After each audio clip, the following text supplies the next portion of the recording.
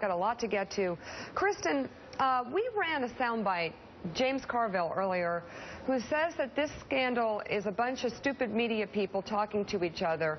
Is that how you would characterize the folks who were at that press conference, including yourself, when you asked that final question? I mean, is this a legitimate story, or how would you characterize this? Well, I think it is a legitimate story, and I don't think it's just a construct of the media or of the Republicans, for that matter.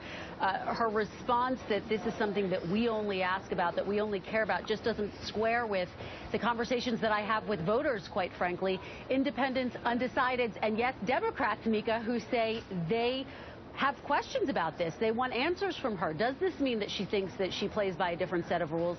I put that question to the campaign yesterday. Do they need to change their strategy? Do they need to take this seriously? And there is a sense that they are going to be ramping up their efforts to try to do damage control, reach out to some of their supporters. But I've been talking to some Democrats who say they're worried that this is a campaign in denial about how serious this issue really is, and the fact that it is resonating with voters. And we're seeing that, of course, bear out in some of these polls, the CNN poll, the Quinnipiac poll that you guys just mentioned. John Heilman, you were at the Iowa State Fair. Did voters, regular voters, come up? Did Democrats come up to you and ask you about the email? Every single one. You know, and every single one. Well, Democrats generally, actually, most. You know, Democrats basically. I'm talking about people who would like Hillary Clinton, who would say, "I'm for her. I want to be for her." These are Democrats, but their question to reporters, and not just me, to almost every reporter I know, how bad is this? How serious is it? I don't really understand it. Could this hurt her in a general election?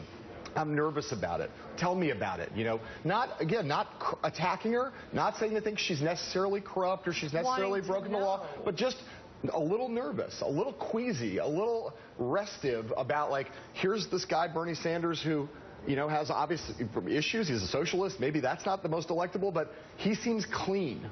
Right. There's no baggage there. How bad is this? So they would all ask that question.